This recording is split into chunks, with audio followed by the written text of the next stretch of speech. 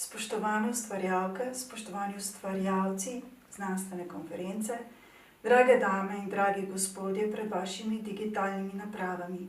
Dobrodošli v novem mestu, v gnezdu slovenske avangardne umetnosti in še posebej topel pozdrav iz knjižnice, ki se imenuje po enem od pomladnikov, po pesniku Miranu Jarcu.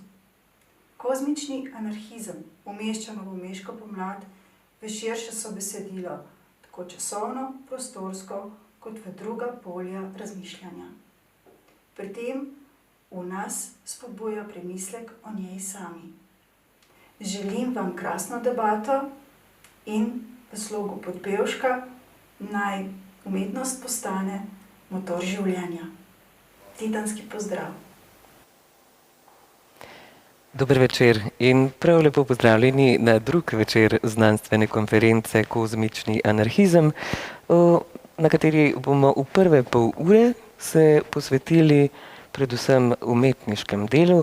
V večer konference sta nas uvedli Julija Flierl in Irena Zatomažin, obe koreografinje, ena nemška, druga domača, Irena pa seveda tudi pevka. In sicer skupaj sodelujeta v projektu UFO, predstavili pa sta se z delom Uncanny Folk Orality. Prav posebej je treba izpostaviti še pozdrav Anjen Rebol v imenu knjižnice Mirana Jarca Novo mesto, obema od katerih se iskreno zahvaljujemo, da je to vse skupaj bilo tako primerno izvedeno in sploh v končni fazi mogoče. Treba pa je opozoriti, da smo v času kreiranja konference k sodelovanju povabili tudi Akademijo za likovno umetnost in oblikovanje Univerze v Ljubljani. Namreč k konferenci oziroma k njeni pripravi so z kreacijo del pristopili tudi študentje omenjene fakultete. Več o tem pa bo povedala njihova mentorica, docentka Emina Đukić.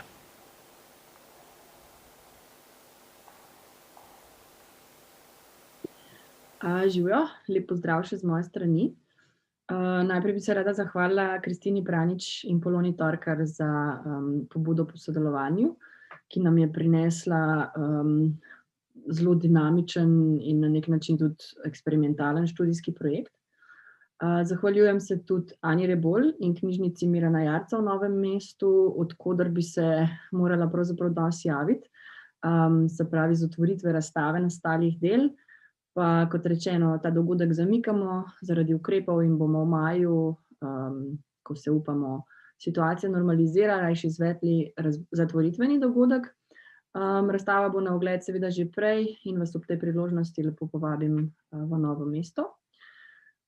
Zahvaljujem pa se še intenzivnemu angažmaju zunanjega sodelavca Andreja Lamuta, našega alumnija, in pa kolegu Petru Koštrunu, vodji katedre za fotografijo.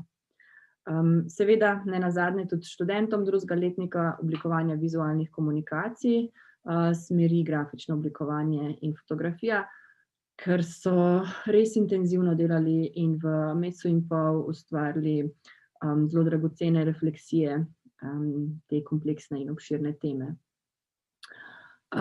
Dodala bi, da gre za zelo pomembne vsebine, ki razvijajoče se mlade ustvarjalce nagovarjajo tudi zelo osebno. Mislim, da so takšna družbena oziroma zelo družbeno kritična prevpraševanja zelo pomembna na nek način konstitutivna razmišljanja, ker mlad človek ima možnost hkrati neke zelo široke družbene refleksije, kot tudi subjektivnega pozicioniranja, se pravi, kako lahko najprej razumem svet skozi preteklost, zakaj je to družbeno sploh pomembno in potem, kako je to pomembno zame oziroma za širši današnji čas. Da ne samo ponavljamo, oziroma če že ponavljamo, da tudi nadaljujemo. Študijskega projekta smo se lotili zelo raziskovalno. Študentje so v branje dobili precej gradiva, študije, članke, seveda tudi Bobevškova besedila, filme in drugo videogradiva. Potem pa smo v začetku izvedli 3 gostovanja. Marjan Dović, Lev Kreft in Dragan Živodinov so nam avantgarde osvetlili vsak svojega zornega kota. In moram reči, da so bili študenti zelo navdušeni nad tem uvodnim delom, so tudi izpostavili kot zelo pomemben del celotnega projekta. No, potem pa smo začeli gnesti avtorske interpretacije v nekem ustaljenem delovnem ritmu, kolikor se temu lahko tako reče v času šole. Dragocena je bila tudi združitev dveh predmetov oziroma študijskih smeri, ki je prinesla nekako krepitev skupnosti sodelovanja, neke teme, ki smo jo odprli na prvem srečanju po ogledu filma Veter v mreži po romanu Mirana Jarca. Se pravi, občutek, ki so ga študenti izpostavili, nekaj, kar jim danes izrazito manjka in kar so v tem filmu videli, da so ti akterji delovali skupaj, ne. Vsaj v začetku so tvorili neko skupnost, ki je omogočila novomeško pomlad in vse te nove misli. Zdaj pa z vami delim video, kjer je predstavljen proces nastajanja samih del, nekaj, kar sicer na razstavi niti ne bi bilo vidno, pa je mogoče kak dragocen uvid za kulisje. Nastala dela so tako likovno kot formalno zelo raznolika, prav tako pestra pa so vsebinska izhodišča. Nekaj študentov se je oprlo konkretno na Podbevškova besedila, nekateri so jih interpretirali neposredno, drugi so izpostavili mogoče samo določeno misel in gradili potem naprej po svoje. Imamo celo dve deli, ki sta interpretirali Podbevškovo Rdečo cesto, vendar na zelo različen način. Oskar Kandare interpretira družben vidik skozi trodimenzionalno maketo, neke vrste kolaž, prikaže družbeno-politično dogajanje, ki ga sama pesem zelo fotografsko opisuje. To bitko, ki obstaja samo v imaginaciji, ki pa jo hkrati poskuša idejo zgodovine nekako prevrniti na idejo prihodnosti. To isto delo torej za izhodišče vzame tudi Luka Vesel, ki pa se posveti bolj notranji atmosferi samega pripovedovalca in se nasloni na literarni oksimoron Bela zenica. Potem Matej Pavšek skozi serijo metaforičnih kolažov interpretira delo Himna o carju mavričnih kač in prevaja motiviko eksistencializma iz besede v podobo, hkrati pa raziskuje neko mejo med Podbevškovim lirskim subjektom in lastnimi eksistencialnimi preopraševanji. Juš Pustoslemšek se ambiciozno loti oblikovanja zbirke Človeka z bombami skozi format fanzina in izbor pesmi upodobi skozi estetiko, ki se do neke mere opira na avantgarde oziroma na konstruktivizem, a vendar hitro pobegne onkraj, mogoče v bolj sodobno digitalno podobo. Naprej Rokivko Kranjec v seriji fotografij nekih krhkih, kolažiranih struktur objektov interpretira pesem, ki govori o prostoru, polnosti in praznosti, o nekom organizmu, ki v njem biva in ga pravzaprav tudi vzpostavlja. Za izhodišče pa vzame delo svojega vrstnika in s tem metaforično preverja vzporednice med danes in med takrat. Naprej Lučka Žnidaršič, naša edina novomeščanka, ki je pravzaprav edina, ki je tematiko novomeške pomladi zelo dobro poznala že prej, kar se mi tudi zdi, da kaže neko zanimivo luč na naše nacionalno in osnovnošolsko in srednješolsko izobraževanje.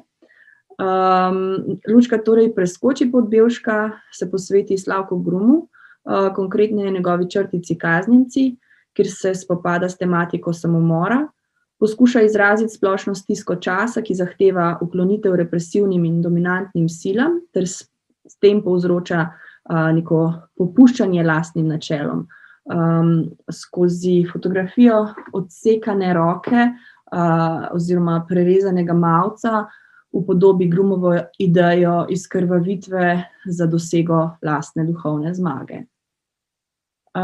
Eva Nikoleti in Zala Perčič obe izhajata delno izpod Bevškovih in delno Jarčevih idej kozmičnega in narave kot primarnega prostora človekove samorealizacije.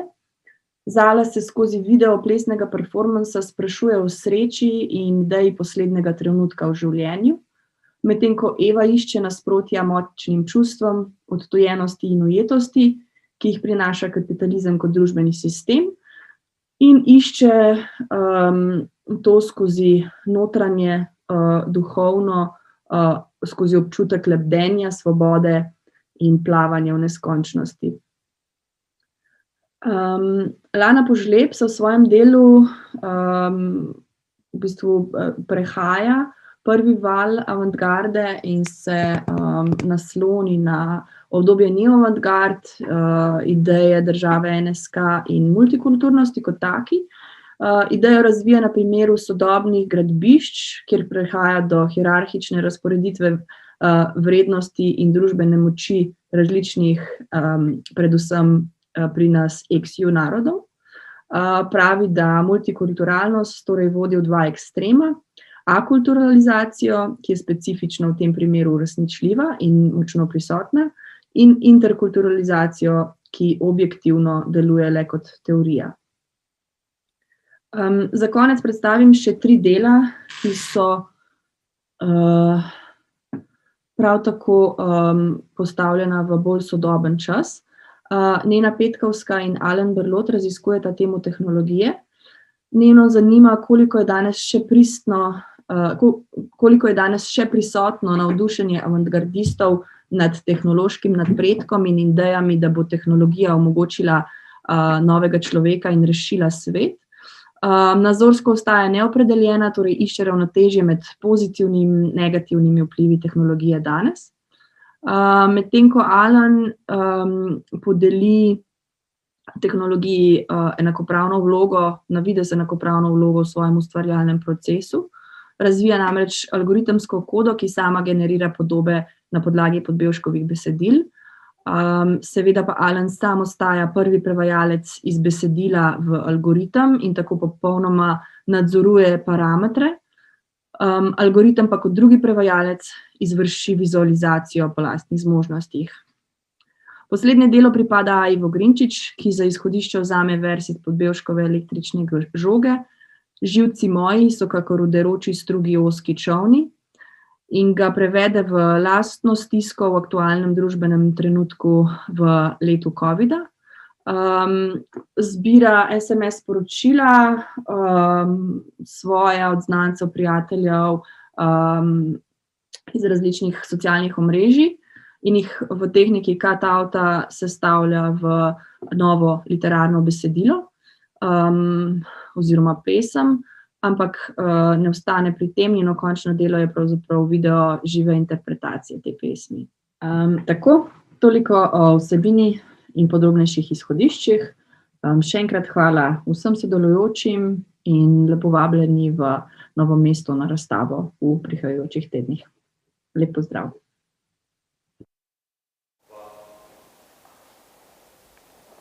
Hvala Emini. Na tem mestu velja poudariti, da zaradi odlokov za zamejitev širjenja epidemije COVID razstave fizično nismo mogli postaviti, zato vas prav lepo povabimo, da spremljate Facebook recimo in spletno stran knjižnice Mirana Jarca, namreč otvoritev razstave, ki so jo pod mentorstvom Emine Đukić, Petra Koštruna in Andreja Lamuta pripravili študentje Alen Berlot, Oskar Kandare, Rok Ivko Kranc, Eva Nikoleti, Matej Pavšek, Zala Perčič, Nena Petkovska, Lana Požlep, Juš Pustoslemšek, Luka Vesel, Aja Vogrinčič in Lučka Žnidaršič se bo otvorila torej enkrat, ko bodo ukrepi omogočali, vsekakor še spomladi. Naslednji del pa bo posvečen besedam tistega, ki je nenazadnje naslovil znanstveno konferenco, besedam Antona Podbevška, ki jih bo za nas interpretiral Blaž Šef, z vizualnimi elementi pa podkrepili prav študentje ALUO.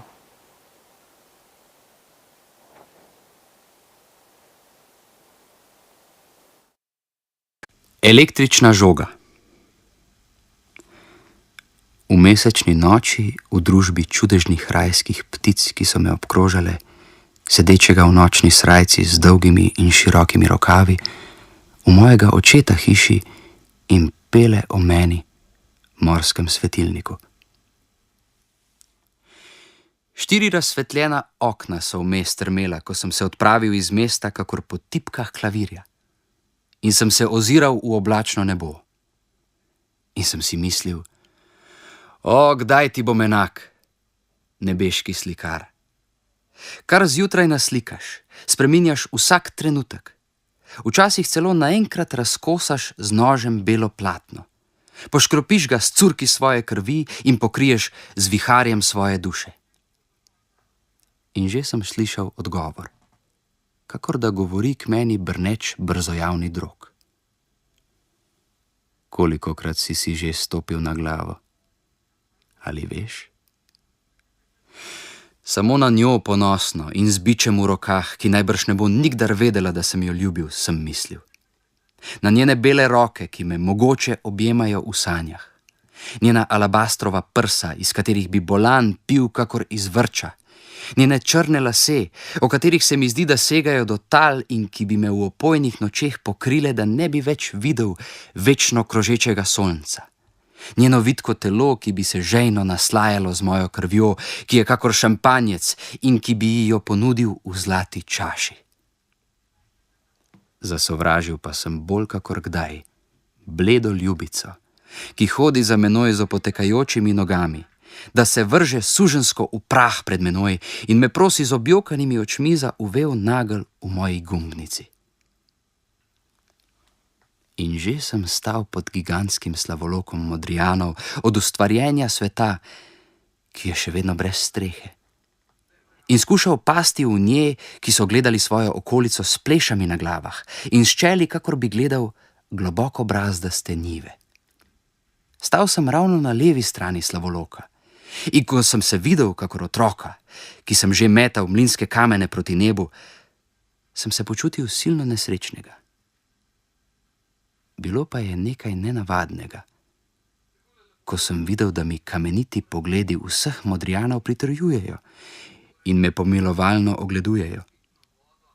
Odbil sem se od prvega Modrijana na levi strani slavoloka, kakor da sem električna žoga, in priletel v Modrijana na desni strani. Od tega sem se zopet odbil in odletel v Modrijana na levi strani in odbijal sem se navzgor vedno v kotu 45 stopinj.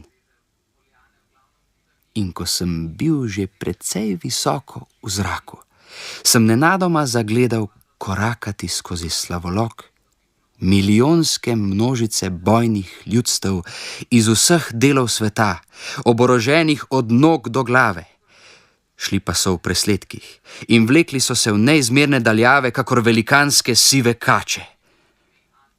Ravno je posijal mesec. In gledal sem nizke koščene ljudi, ki so korakali v 13 stopih. Zemlja je votlo donela pod njih umerjenimi koraki in od neba se odbijalo njihovo orjaško bojno petje. Spremljale so jih številne vojaške godbe. In kadar je prenehala ena, je pričela druga. Vseh godb pa je bilo več tisoč. Na čelu so jim jezdili vojvode na iskrih konjih vrancih in z golimi meči v rokah. Nepregledne so bile vrste tovornih avtomobilov, na katerih so bile naložene strojnice z municijo orjaških topov, ki so jih vlekli težki konji, in ogromnih tankov, ki so se pomikali kakor velikanske želve. Veličastno sliko so izpopolnjevale na trenskih vozovih sedeče družine, kakor žene, dekleta, otroci in starčki. Krdela zrakoplovov, ki so krožila v zraku kakor velike ptice ujede, in na morju vseh vrst bojne ladje, torpedni čovni itd. In sem se vzpenjal vedno kvišku in spletal mrežo rdečo od svoje srčne krvi. Jaz, mrežopletalec. In že sem prišel do poslednjega Modrijana. Rabelsko se mi je zasmejal v pozdrav, ko sem se začutil popolnoma svobodnega.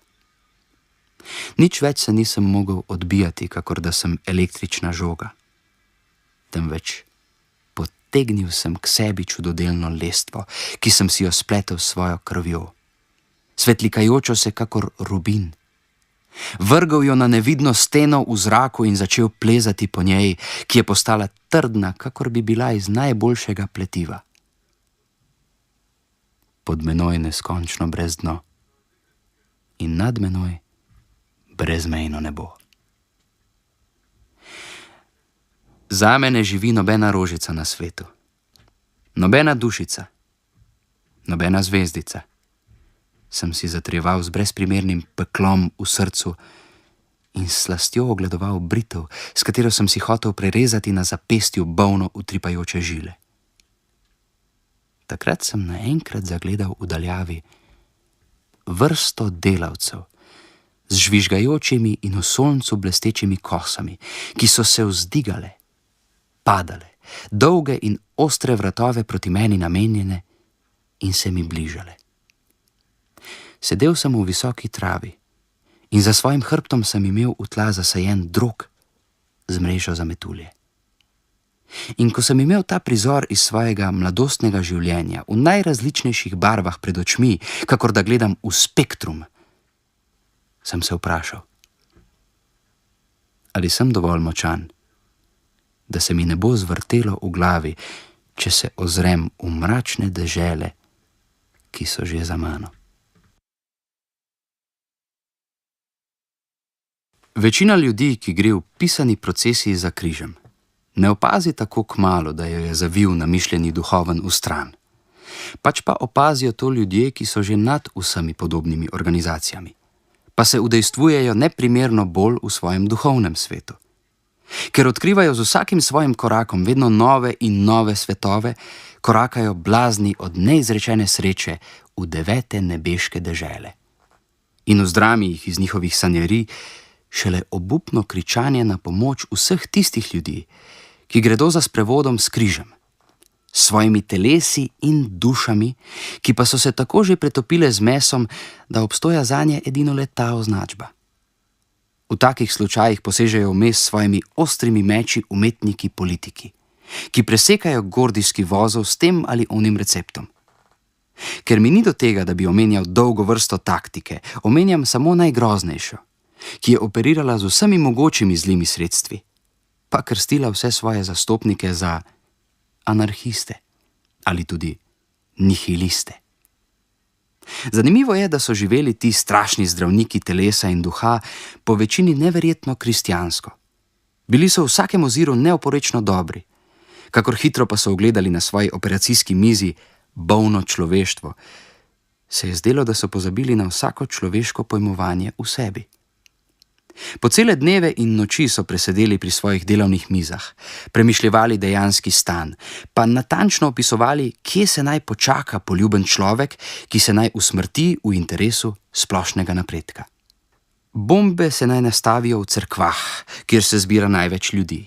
Peklenski stroji naj se polože naravnost v spalne sobe vladajočih despotov, usmrčajo naj se reakcionarji z revolverji znamke XY in tako dalje in tako dalje.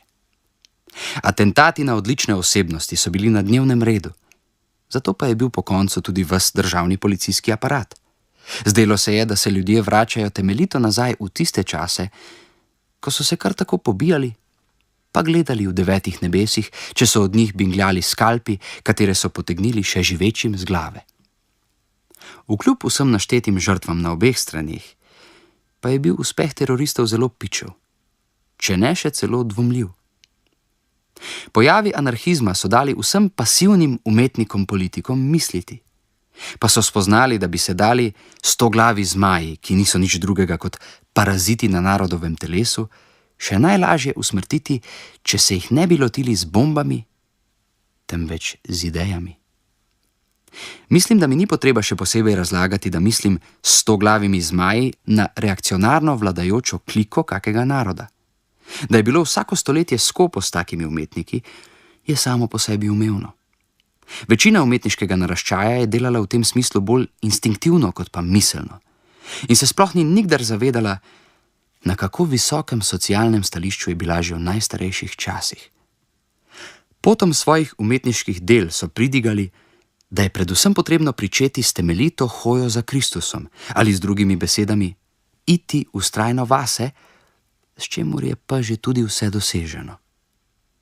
Vladajoča klika hoče sicer prepričati svoje podložnike, da je država sama sebi namen, v kar so ji na razpolago ogromna najraznovrstnejša sredstva, vendar njen trud in napor, da bi se vzdržala na površju, je odveč, kakor hitro prično nastopati umetniki politiki s propagando za duhovno življenje.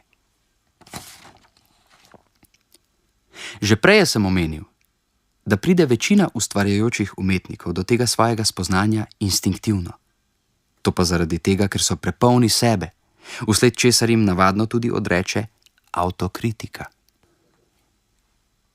Vendar je njihovo udejstvovanje vredno priznanja. Zakaj, kakor so vplivali v starem veku kipi deklic in fantov na noseče matere, da so potem rodile lepe otroke, tako tudi vpliva njihova umetnost na občinstvo. Čeprav ne v taki meri, kakor umetniška dela tistih umetnikov, ki so v zelo intimnem razmerju z vesoljnostjo, kar jih usposablja v največji meri, da zadevajo v tarčo. Te zadnje bi jaz imenoval genije, medtem ko bi prejšnje krstil samo za umetnike. Med katere spada pri nas nedvomno predvsem Ivan Cankar, pionir duhovnega življenja, ki je studenec vsega dobrega. Njegovega pomena za slovensko umetnost mi ni potrebno podrobno analizirati, ker mislim, da je danes že slehernemu izmed nas znano njegovo ogromno delo, ki ga je izvršil natančno ob predpisani uri. Rdeči pilot bo bičal anahronizme in sploh korupcijo, ki vlada na vseh poljih.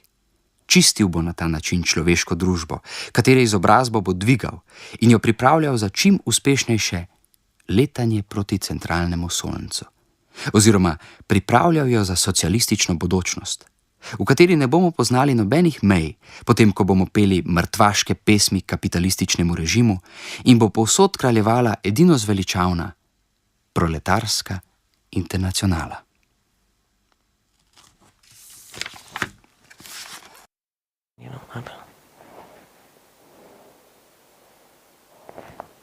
Torej, pričenjamo z današnjim prvim panelom in tudi edinim. Naslov panela je Pretekle in sedanje optimalne projekcije v pop kulturi. Torej, nekako od včerajšnje historične avantgarde in optimalnih projekcij, nekako zgodovinskih, bomo danes nekako prišli na primere subverzije novejšega časa, torej novejših produktov kulture in seveda kako misliti neko oziroma na kakšen način izvajati refleksijo prihodnosti. Pravzaprav je najbolj taka očitna odločitev vedno tam, kjer se dogaja največ imaginacije. In absolutno so to primeri iz filma, potem seveda je to tema vesolja in še posebej tudi produkti pop kulture, kot so video igre. Tako da pravzaprav na ta način bomo pokrili kar nekaj zanimivih tem z današnjimi govorci. Imamo štirje govorci so z nami in ta panel bo potekal v angleščini. So I would like to say hello to all four of our speakers for tonight or morning. I think Danil, it's morning on your side. So we are saying hello to Texas, and Manuela is saying hello to Paris. Natalia, you're with us very close in Ljubljana, hello. And Tomasz, we are saying hello to you to Zurich. It's very nice to have you. The presentations will be in Slovenian language. Your presentations will be your bio presentations will be in Slovenian, just so you know. But then, of course, we will go with English, and also the debate will be in English. Okay. So, profesor dr. Tomaž Glanc je rojen v Pragi in je profesor Univerze v Zürichu. Teme njegovih raziskav vključujejo sodobno slovansko literaturo, rusko kulturo, samizdat in neuradne medije, ruski in češki modernizem, slovansko ideologijo ter sodobno rusko umetnost in literaturo. Profesor dr. Tomaž Glanc je z nami s prispevkom Underground Film in Eastern Europe as a Cultural Practice. Profesor Glanc, the stage is yours. Hello, thank you. I would like to ask you if you can see the first slide of the presentation. Yes, you can. Mm-hmm. It's good. It's a good condition for our communication tonight, in which I would like to mention a phenomenon which has to do with anarchism, as I guess. But not with the anarchism as a political movement, but on the deeper level of aesthetic practices and strategies. And in this context, I would like to mention first a few conditions of this phenomenon and some terminological observations, but with examples, and then to present to you some 7 examples of underground cinematographic artists from Eastern Europe, which, from the historical perspective of 60s, 70s, 80s, are talking to our contemporary context, I think, quite strongly arguing about our mediality, complicated mediality landscape in our contemporary situation as well. So this is the title, which already was mentioned, and the first remark is just a historical fact that in Eastern Europe, beginning from 1960s, a lot of authors have been occupied with filmmaking, which could be seen as a kind of samizdat culture. You know that samizdat usually it's concentrated on textuality, or in the case of magnetisdat and so on music maybe. But I think the film production in this sense is a part of samizdat as we usually are talking about it. And it's also important that those authors typically did work independently of each other. So we can see in former Yugoslavia, in Poland, Czechoslovakia, GDR, and other parts of Eastern Europe, this kind of communities where this kind of creativity have been developed during this time. And now the anarchist cinema, as we can see in the recent literature, this terminology does exist, but does mean something else, something different from the topic I would like to speak about tonight. The monograph of James Newton, for example, is telling us a lot of amazing stories from the whole 20th century history of cinematography, film history. But his conception of anarchism, it's absolutely legitimate, but focused on, let's say, this typical occupation with moral politics, ideology, and authority. He at the beginning of his book, he's talking about this unruly, which is a typical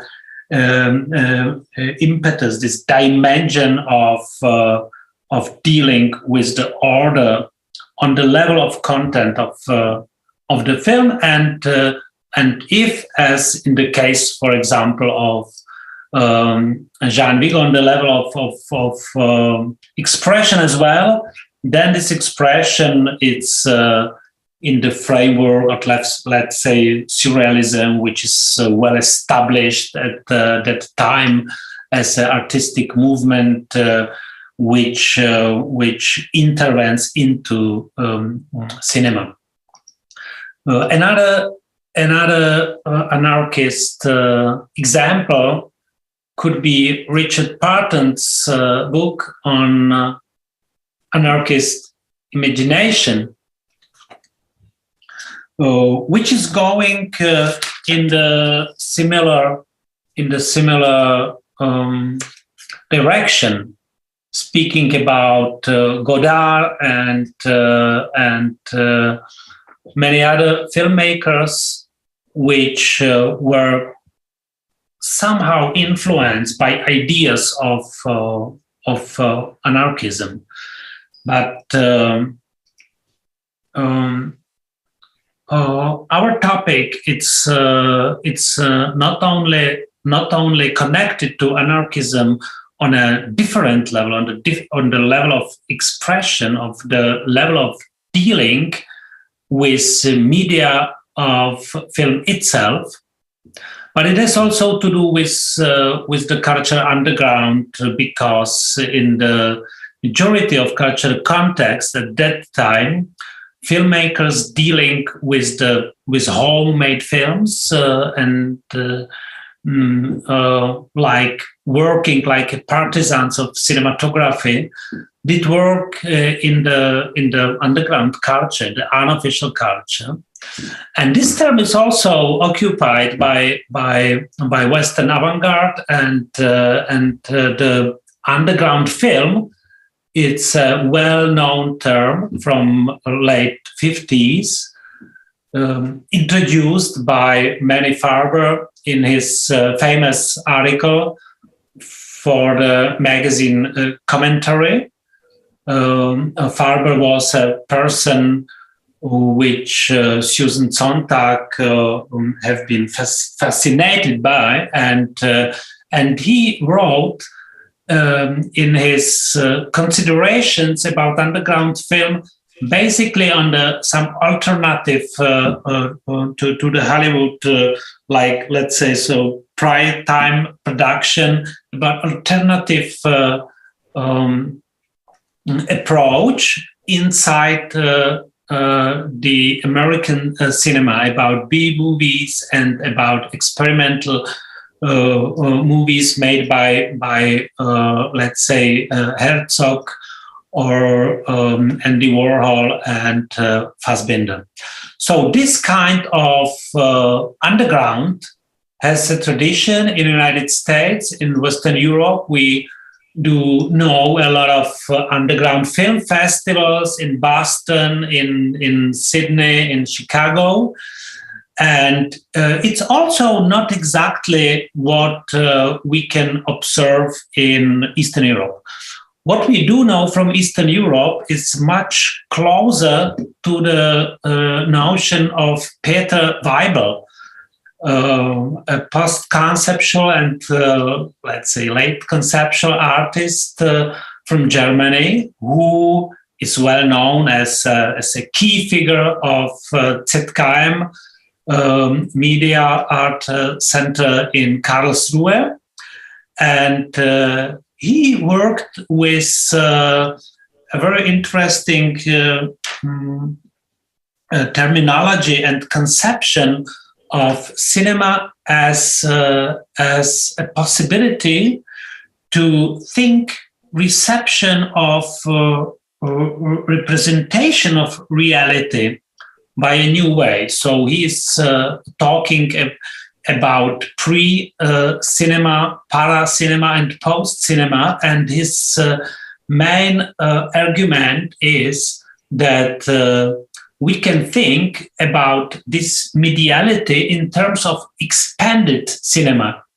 It's his terminology from 1968, and he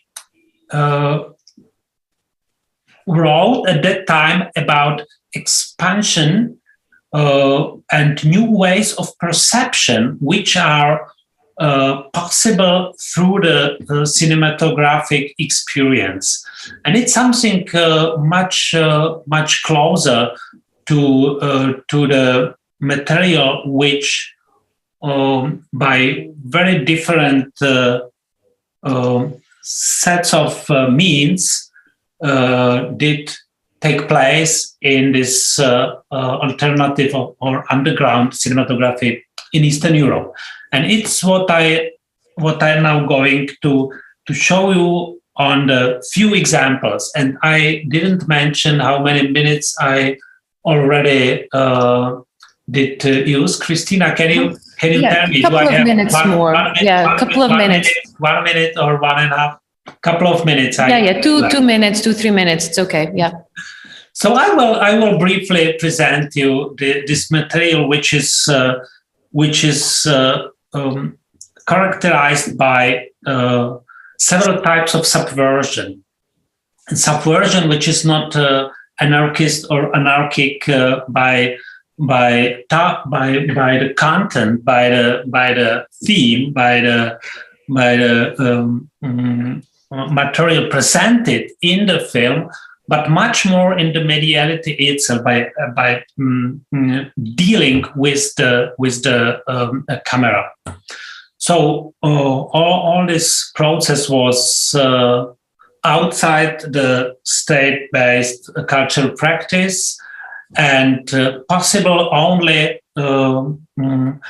since mid of 60s approximately, when Super 8 camera and 16 millimeter film first time in the history made possible private filming. And at exactly this moment, artists, but typically not people with the cinematographic training, artists, poets, performers started to explore this medium in new ways, without any training and with some wild anarchic approach. So this is the technical conditions have been quite important, because it's a subversion itself. This apparatus was made for like family birthday parties and some Christmas eves, and artists disused this means for their own aims. And the period was quite short, because during 80s, new technology made it impossible to go this way anymore. So subversion on different levels. It would be possible to speak about it more in details, which I will not be able to do tonight, because I would like to show you a film which has the title Underground, and it was a specific kind of subversion and anarchic dealing with the film media, because photographer Jan Sagel from Prague did work with the camera as photographer, and did did show underground as a place in Prague where people are coming from. So it's a secondary using of metaphor of underground, because underground is not an unofficial culture, but a real underground at the Wences Square in the center of the city, where the photograph Sagel is working with the camera in only few works. Then he came back to photography after this brief period of experiments with moving image. And we can see this phenomenon across the Eastern Europe. The famous and like canonic example is Yevgeny Yufit and his micro-realism in Russia, in Soviet Union, where the whole dark aesthetics of death and representation of death by those means were established in the Russian culture. A very early example is the OHO group, which in a Ljubljana-based conference I am not obliged to present in details, I think, but because everybody is familiar with the great story of OHO group, which did experiment with films during 60s. You can see here some stills from the famous Bullshit film from 1968. In Opus, also partly Yugoslavian, partly Hungarian artist Katalin Ladik. In Opus, Katalin Ladik worked with conditions not only of the film, but of the language of the film. Filming characters, which Opus, it's a film about the character O. So it's a very specific experiment which thematizes the birth of semiotic system of language through the film. Eva Partum is the Polish example of an artist who creates her own semiotic system, but by different means than Katalin Ladik. She works with the ideological characters, which she did use in a new Dadaistic way. It's a really anarchy of paradigm, of the language paradigm. Eva Partum, it's distributing poems, originally ideological characters for like communist slogans in the nature, in urban space, and filming this process in this kind of cinematographic experiment. And I'm going to two last examples and two last possibilities of recording and film making, and both of them are from GDR.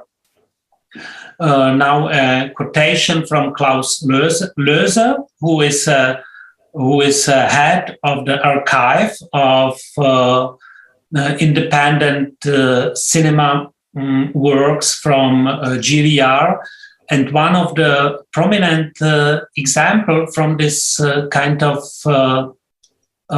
cultural activity is the film by Gino Hahnemann, September, which is working with performance, visual art, and language, poetry. Because poetry, it's framing this cinematographic opus, which deals with everyday reality, with reflection of the media itself, and language, which is a kind of intervention to this cinematographic activity. Eine Täuschung, Vielfalt, Chaos, Dekoration. Was it possible to hear it? Yes. Yes. Thank you, Tomasz. Thank you. I'm happy. And the last example is the attack against the border between film performance, female body in the feminist work by Gabi Stötzer, a prominent GDR performer who did films based on her performances made in Erfurt during 80s. So those examples are the possible basis for the discussion about means and dispositions of this really anarchic, subversive cinematographic mediality. And it was my last word. Thank you very much for your attention. Thank you, Professor Glantz. I'm sure, like you said, there will be plenty of time in the panel discussion to open several topics you have pointed out. So, moving on. Natalija Majsova je docentka in znanstvena sodelavka na Univerzi v Ljubljani na oddelku za kulturologijo. Raziskovalno jo zanimajo teorije kulture in filmske študije, postsovjetske kulturne študije in medijska arheologija. Docentka doktorica Natalija Majsova se nam predstavlja z prispevkom Archived Utopias and Memorable Futures, Decoding Soviet Science Fiction Cinema for Tomorrow. Natalija, please. Thank you, Christina, once again for your very kind invitation and your suggestion that I actually use this conference as an opportunity to give a small teaser into my upcoming book on the subject, on Soviet science fiction cinema in relation to the space age. So accordingly, my short presentation today is a reflection on this fairly extensive project that I'd worked on and off for the past 5 years. I researched Soviet space utopias in the context of Soviet and post-Soviet, mostly science fiction feature cinema, as visualizations of past futures and as both mnemonic devices and objects of cultural memory, attempting to follow the recent developments at the intersection of science fiction and utopia studies, and to grasp and re-articulate the concept of utopia and its transformations, accounting for the levels of the individual and the social, and in terms of both representation and becoming. Let me just share my screen.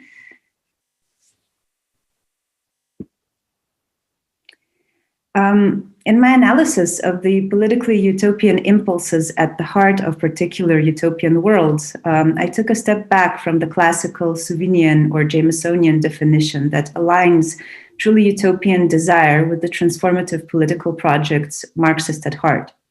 My starting point was an empty framework of utopia as an imaginary space-age society. Its impulses, desires, and coordinates were then determined through close readings of particular films, uncovering a very complex imaginary of utopias within this corpus of around 30 productions, ranging from early 20th century fantastic projections, such as Aelita and Cosmic Voyage, to socialist realist space utopias of museum-like communist societies, to didactic and fairy tale-like youth science fiction, to introspective masterpieces such as Tarkovsky's Solaris, and then to postmodernist satires of the 1990s, and finally to the 21st century pensive and then thrilling and spectacular rearticulations of space race history. Now, I realize the danger of overly ambitious generalizations. However, several interesting insights might be worth sharing regarding the nature of these outlines Soviet pop space utopias. Let's first look at apparently projective utopian visions of the space-age future, most often associated with socialist realist and socialist realist influenced productions from the 1960s, such as The Heaven's Call, Toward a Dream, Andromeda Nebula. And then there are 1970s children's science fiction films like Moscow Cassiopeia and Teens in the Universe or Teens in Space. Now, apart from being simple representations of communist social order in space, these films conjoin ideas of museum-like communist future in space with very traditional value hierarchies. These involve strict heteronormativity and rather rigid gender roles, marking females as mothers, wives, and sidekicks, as you can see from these slides as well. And there are also, of course, tacit affirmations of Russian or Soviet intellectual superiority.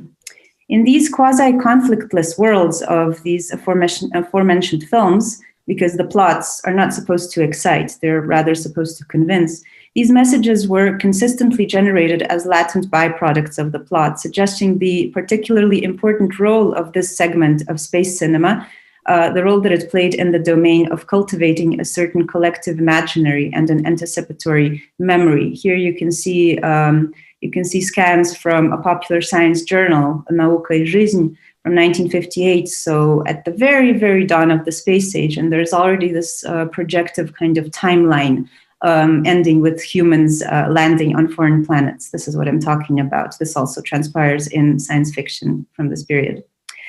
These messages permeated visually and narratively distant later futures and even reappeared in recent Russian historical space thrillers from the 21st century. The static nature of many Soviet space utopias thus need not be considered as a peculiarity of world building, but rather as a reflection of the film's social mnemonic function to assure the stability of the described symbolic imaginary across time, genres, and aesthetic preferences. I would like to demonstrate what I mean by this aesthetic and narrative and rhythmic stability even by playing an extract from a song from a 1963 science fiction film, Toward a Dream. Я своих провожаю питомцев, сыновей дочерей. Долетайте до самого солнца и домой возвращайтесь скорей. Долетайте до самого солнца и домой возвращайтесь скорей. Покидаем мы землю родную для того, чтоб до звезды планет донести нашу правду земную и земной наш поклон и привет. Для того, чтобы всюду победно звучал чистый голос любви, долгожданный сигнал. Я земля, я своих провожаю питомцев, сыновей дочерей. Долетайте до самого солнца и домой возвращайтесь скорее. Okay, this was enough. This was just to give you an impression about this stability, which you can feel even in the rhythm, but also to give you an impression of these visuals, which are very impressive for the early 1960s. We're talking about pre-CGI. Interestingly enough, Roger Corman would buy rights to these early 1960s films and then would re-edit them for American contexts. But that is, of course, the subject of a different presentation. Oops, sorry. Now, in the context of this didactic quality of space-related utopias in Soviet and Russian cinematography, abstract becoming, unconcerned per se with social structures or individuals, perhaps more aligned with the topic of this particular conference than the strictly regulated utopias described just now, abstract becoming was never among the privileged questions, featuring marginally and most often in opposition to the aforementioned mnemonic function of cinema. It can be traced as a prominent topic in few films, and these tended to generate limited popular and critical appeal. More often, however, this concern about radical alterity as a process seeps through the seams of films with a highly explorative attitude to the space age as the future of the socialist future.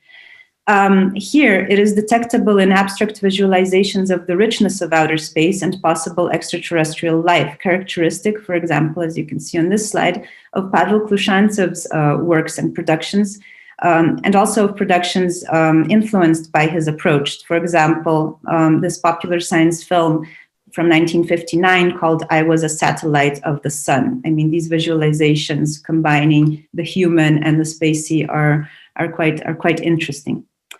Now, if aligned with becoming and dynamism proper, the utopian impulse can also be found in several atypical productions, such as, for example, Yakov Protozadov's 1924 bourgeois utopia, Aelita, which was highly criticized. But it's actually really interesting because if it celebrates anything, it celebrates post-revolutionary Moscow, which was all under construction. Here you can see an orphanage, which is presented in a very loving, formidable way.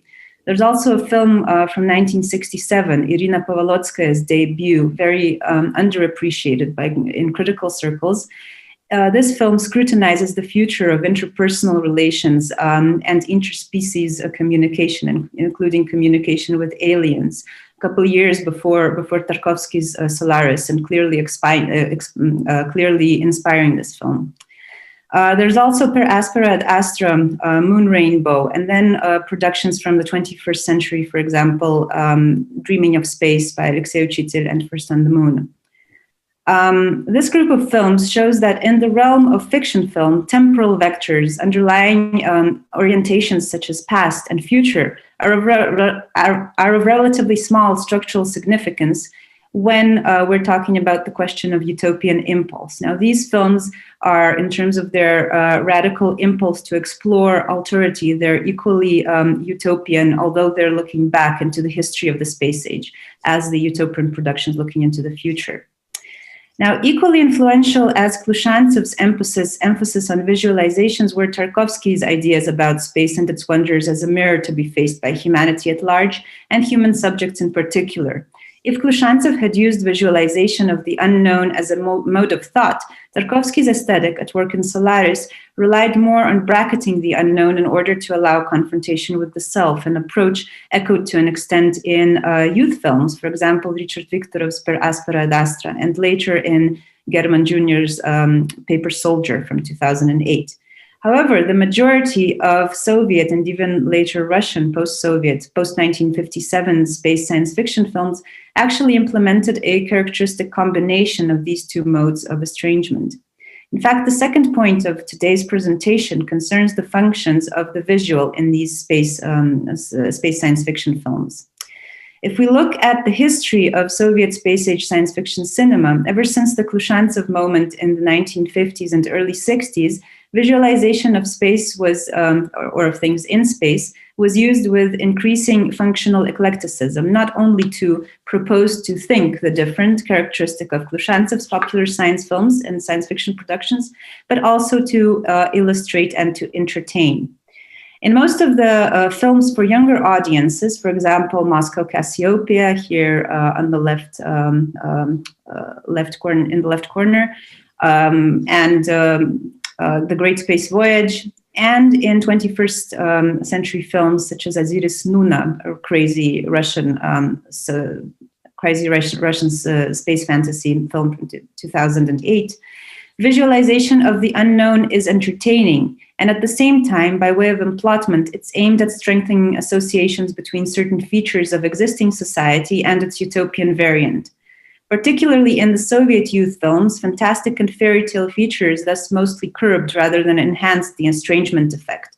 In this sense, post-Soviet Russian youth films like Aziris Nuna are more innovative, signaling transformations in screen representations of childhood from regulated mini-adulthood, as you can see if you look at these pioneers here, to recklessness and readily functioning, of course, both readily function as satirical critiques of adult societies.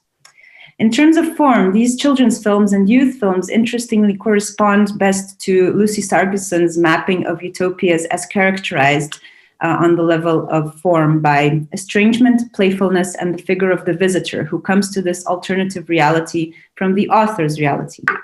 A combination of all four devices only characterizes a fairly small proportion of the examined productions, and the figure of the visitor and the notion of play, these are particularly difficult to find in films from the 1950s, 60s, and even early 70s, because these classical Soviet space science fiction films are mostly gentle, didactically framed estrangements aimed to inspire faith in a better future, and quite directly, often in contrast to literary basis for such films, to mention, for example, Toward a Dream from 1963, So in these films, the space future is often framed as a dream that should be regarded from afar rather than visited.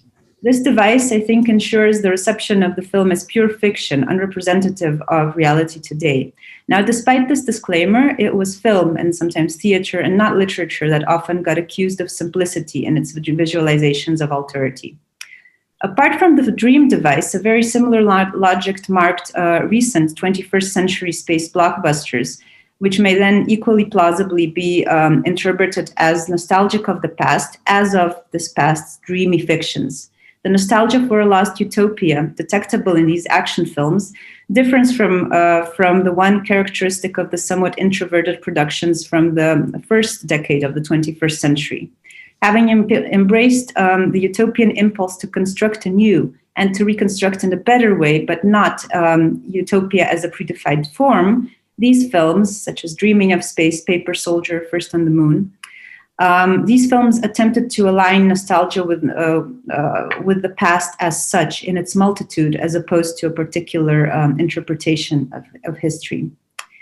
Now, a final point that I'd like to make in this presentation is about intertextuality as a constitutive feature of all the utopias described above, and as evidence of the film's active transtemporal polylogue.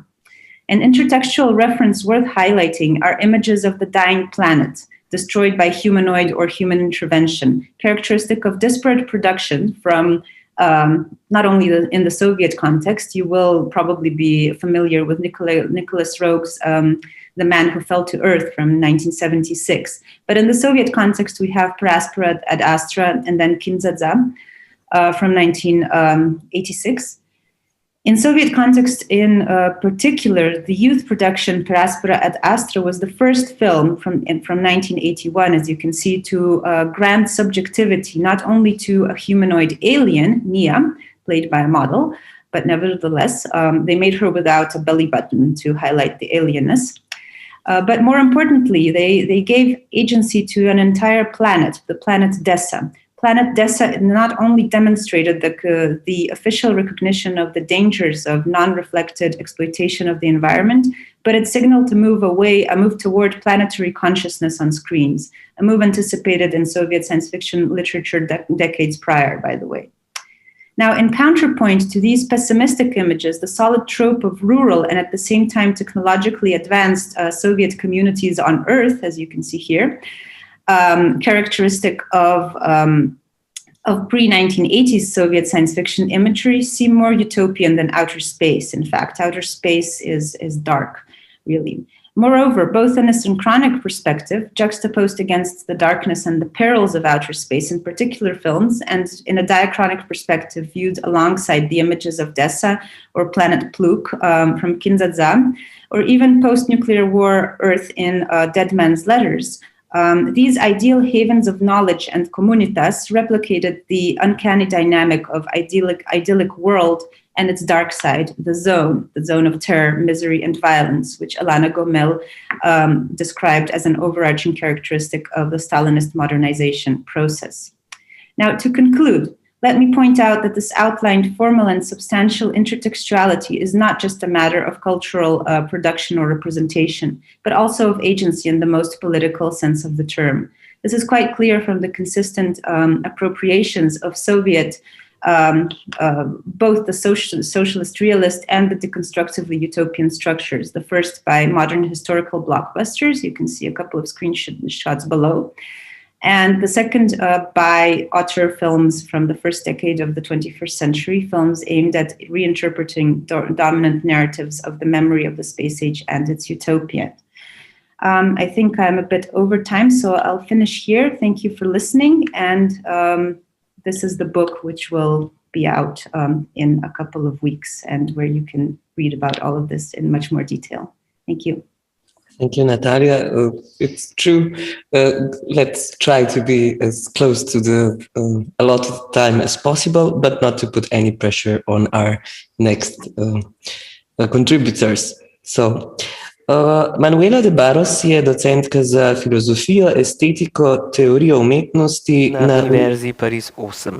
Njene raziskave se nanašajo na estetiko sodobne umetnosti in novih medijev, odnose med umetnostjo, znanostjo in tehnologijami, biološke, antropološke in okoljske spremembe, ki jih prinašajo tehnoznanosti, prehode med znanostmi in fikcijskimi konstrukcijami v umetnosti in literaturi. Docentka doktorica Manuela de Barros se bo predstavila s prispevkom z naslovom Science Fiction and Gender – Thinking Otherwise of the Future Cosmic Societies. Manuela, please. Thank you very much. Thank you, Christina, for the invitation, and it's a pleasure to be with you tonight. I'll try to stick to the subject of cosmic anarchism by means of literary and philosophical texts, which I hope will be able to bring some elements of reflection to the symposium, even if not linked to the Slovenian history. I also have to say that this short presentation will be far from exhaustive, and at last I have no images, and I hope it will not be too boring. I'll cross the cosmic anarchist topic with a sci-fi novel and a philosophy text, the Ursula Le Guin's Dispossessed, and the Mackenzie work, Molecular Red, which is an analysis on Kim Stanley Robinson's trilogy Mars, crossed with Alexander Bogdanov's Technology and Red Star novel. Le Guin's novel, which is from 1974, presents two worlds with contrasted political systems. One is capitalist, hierarchic, patriarchal, militarist. The other was created by dissidents who left the planet for its moon 2 centuries before. They built an anarcho-syndicalist, all-sharing society with no apparent power, no army, no money, and gender balance and equity. Thus, the capitalist planet is wealthy. Even the poor are not that poor, as says at point the Terra ambassador, while the anarchist moon is a difficult land where everything costs a lot of collective work to everyone and famine occurs. In Molecular Red, from 2015, Mackenzie's work explores the becoming of the world by the spectrum of Anthropocene through the ruins of two empires, the Soviet and the US. From the Soviet, she digs up Alexander Bogdanov's work, specifically his thinking about labor and nature. From the US, she explores the military complex and the space colonization through Donna Haraway's Cyborg Critic and Robinson's novels. The first brings organizing challenges, and the second proposes an utopian reconstruction of the world after the climate change, in this case, exogenous. Le Guin's main character, Chevek, decides to defect Anares, his anarchic home moon, because a jealous older physicist obstructs the visibility of his discoveries, and he wants to share it with all, not just a planet, a nation, or a few. Chevek is a gifted physicist who will invent the Ansible, a technology for faster than light and between star systems communication that appears in Le Guin's many novels and in other novels from not Le Guin, from other authors. He also has a general temporal theory developing physics and mathematics, as well as philosophy and ethics. That could lead to intergalaxy voyage. The book alternates chapters that picture life on his planet through his own experience, with his arrival and adventures on Uranus. The author claims that J. Robert Oppenheim, who was her parents' friend, is the model for Chevek. One of Robinson's first book's main character is Arkady Bogdanov. He is a fictional descendant of Alexander Bogdanov, the eminent Bolshevik theoretician, doctor, and former Lenin's friend. He is part of a 100-people crew who is to colonize and terraform Mars. The planet will evolve from bread to green, and then blue in the 3 books. In the first book, Arkady, who thinks that Mars should not be accountable to Earth in any way, tradition, or authority, will lead a revolution for independence against Earth troops that fails in the end. Do these fictions offer a new or different view, as Le Guin is a woman and Work is a trans woman? The Dispossessed is a kind of soft utopian novel. From the feminist point of view, the story is quite contrasted, depending on the place the main protagonist stands. First, Chevek is indeed a male, and he considers female behavior, skills, and interaction from his subjective point of view. Actually, the anarchist message is the very one which underlines every other theoretical proposition, including feminism. Though human nature and potentially harmful behavior are the same on both planets, as clear at the very beginning of the novel, the anarchists live by the book of Odo. She's a woman who, while in prison and in Uras before the colony left the planet, wrote the political philosophy that society is based on. A decentralized civilization that is not de-urbanized, but is self-sufficient in food and water, thanks to the surrounding territories. It has transport, communication, and exchange networks, but no control center, no bureaucracy, no state.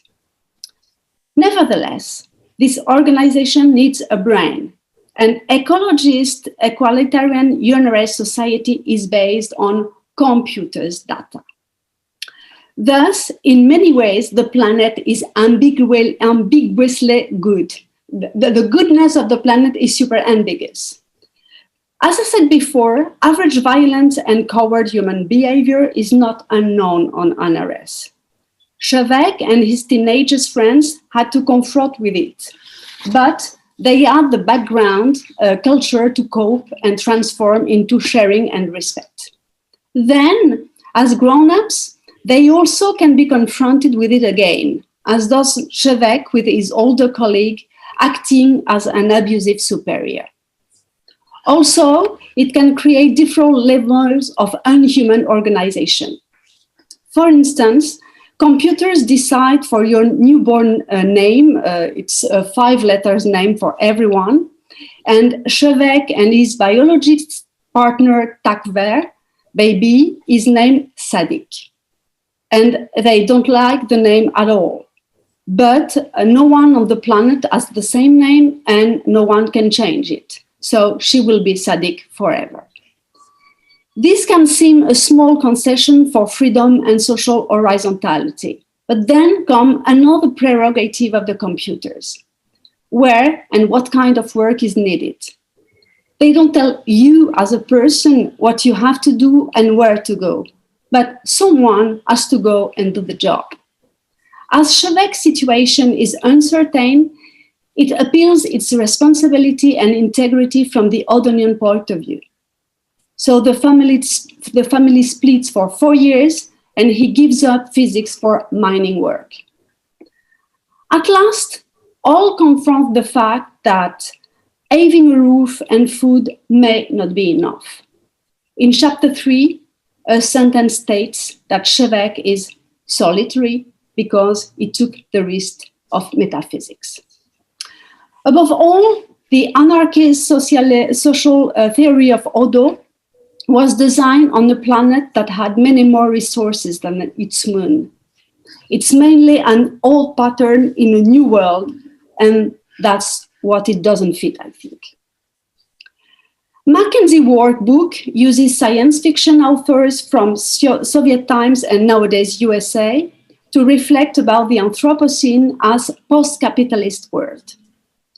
She is a specialist in gaming and hacking, and she tries to ground a social theory with popular culture.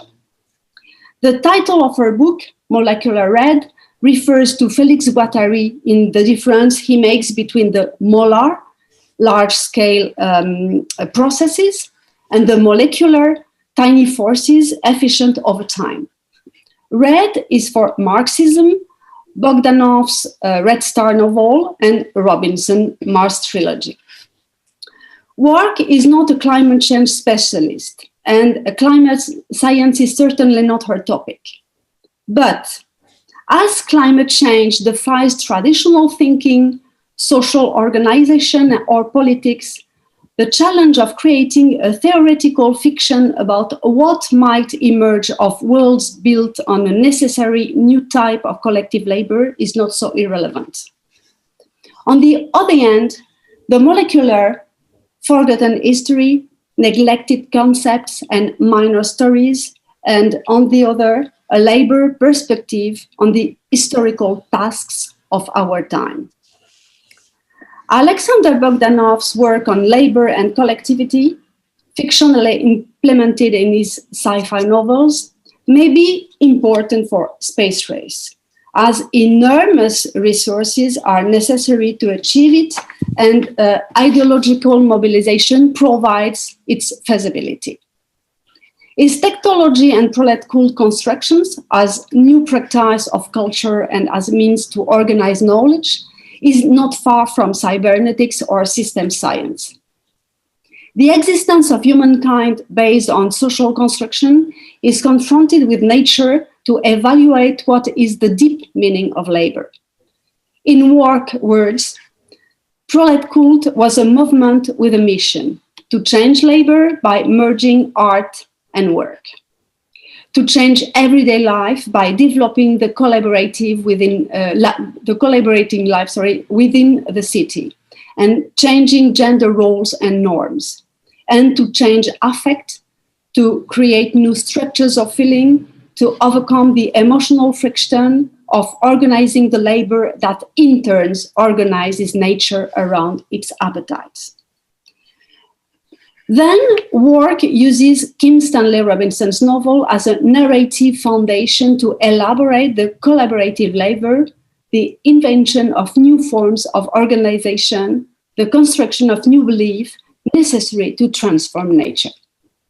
In this case, nature is Mars. She sees Mars trilogy as the invention of a grammar that might come after that of capitalist realism. The Russian-American crew is led by two space and science bureaucrats who are challenged by political idealists, Arkady Bogdanov and John Boone, who was the first man on Mars. Robinson has many utopian references as the Basque Mondragon Corporation, the socialist Yugoslavian self-management, the Red Bologna Circle, etc. And also another kind of utopia, the Antarctic Science Station, where he stayed as invited writer. There is no time here to go deep in the complex system of forming societies, but as Arkady puts it, a scientific research station is actually a little model of prehistoric utopia, carved out of the international money economy. Colonizing Mars creates a new boundary against the exploitative and militarized forms of life that send them there. The Martian revolutions are the struggle of Martian working class against corporation, private armies, self-reproducing hierarchies. In other words, colonialism versus independent existence based on new environmental reality and different expectations. Once again, an old pattern for a new world. The victory over property and patriarchy will come, but it will take generations. At the end of the first book, a male character says, "There are times that try men's souls." And his female interlocutor answers, "Women, however, do well."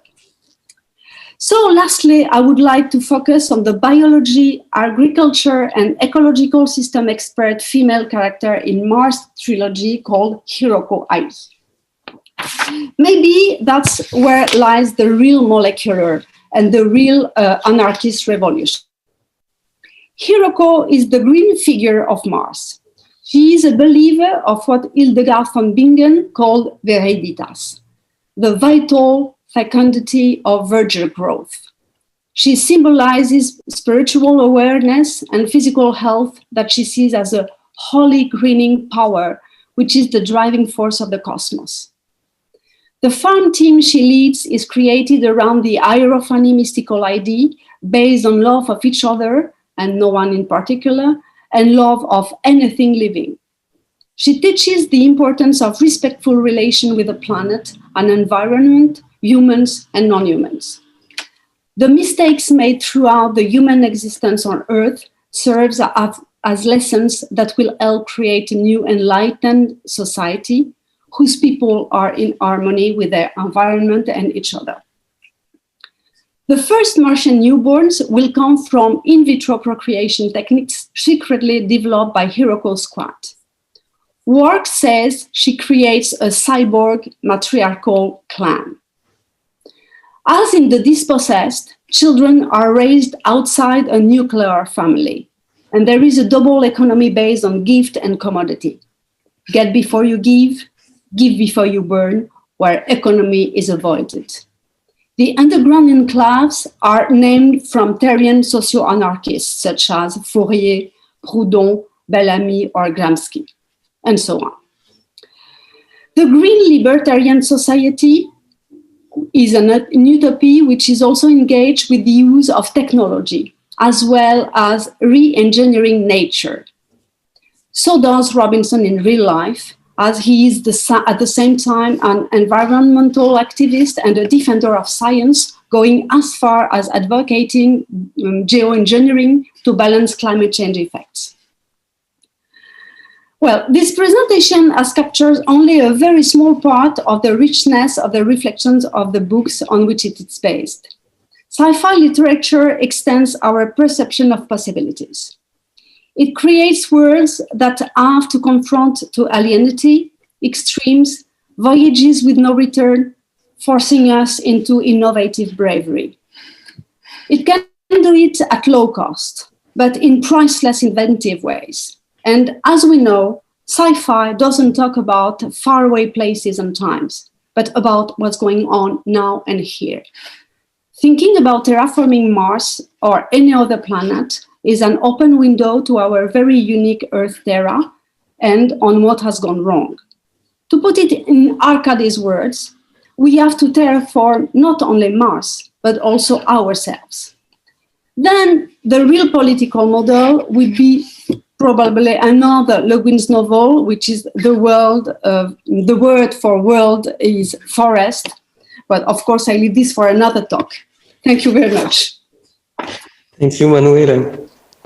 And the last one who I will invite to speak is Daniel N. Leiderman, ki trenutno predava umetnostno zgodovino na oddelku za vizualizacijo na Tehniški univerzi A&M.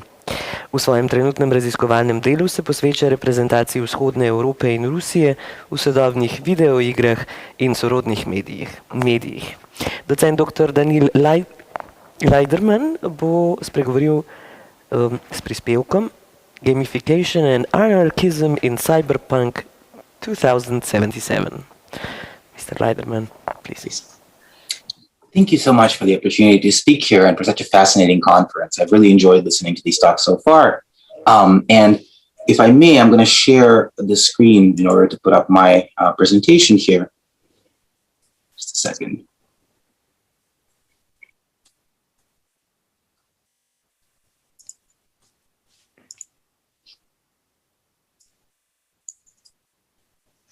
Oh, sorry, let me switch the settings here. Are you seeing, you're seeing my side notes, right? So I'm going to switch this around. Yes. That should fix it. Okay. Great. So my presentation today is entitled Gamification and Anarchism in Cyberpunk 2077. And before I go much further, I want to define the peculiarly odious term gamification, which comes out of kind of both advertising and corporate and the edu-gaming discourse. And usually describes sort of features introduced in order to, in a sense, trick students into learning because they're playing a game, or trick consumers into buying more because they're accumulating points or badges, or various other practices that attempt to sort of loop into human neurocognition in order to make them do a certain thing without necessarily their consent or desire, but presenting it using games as a kind of this kind of zone of free play that, in a sense, gets you to play along with your own freedoms. And I'm particularly going to zoom in, kind of working off this idea of gamification, on how anarchism and anarchist praxis is presented in video games that, in a sense, imagine anarchist protagonists or imagine or present broader narratives of resistance to global capitalism or corporations, and specifically zooming in on Cyberpunk 2077, because that game in itself is a kind of important cultural milestone for Central Europe, coming out of Poland's most influential gaming company, CD Projekt Red, and which in itself is maybe a top 20 company in all of Poland, and a much expected kind of blockbuster that came out to extremely mixed reviews due to terrible technical errors, and now has had a kind of contentious online discourse. People who genuinely feel misled and tricked, and people who still hold out faith for the game's eventual rebirth. I personally feel that it's a particularly interesting take on cyberpunk and want to talk about it further precisely as an attempt to kind of ludically represent models of resistance and to explore anarchism and anarchist political models in a new medium. So theoretically, I'm heavily relying on Donna Haraway's Cyborg Manifesto, which already came up before during our conversation, and particularly kind of Haraway's idea of the cyborg as the protagonist of our era. She writes the cyborg is both our ontology and gives us our politics, being a kind of point of fracture or connectivity between these sorts of large edifices or discourses of, on the one hand, Western science and politics, which she represents as racist male-dominated capitalism, and on the other hand, the role of nature, which is repeatedly defined both as a kind of resource and, as crucially for Haraway, a kind of other return to origin or an Edenic return, which she also rejects, suggesting that the cyborg is a positive figure for her precisely because it's neither nor one or the other, and in fact seems to kind of break down those binaries altogether, break down the border war, and as potentially could resolve it in a way.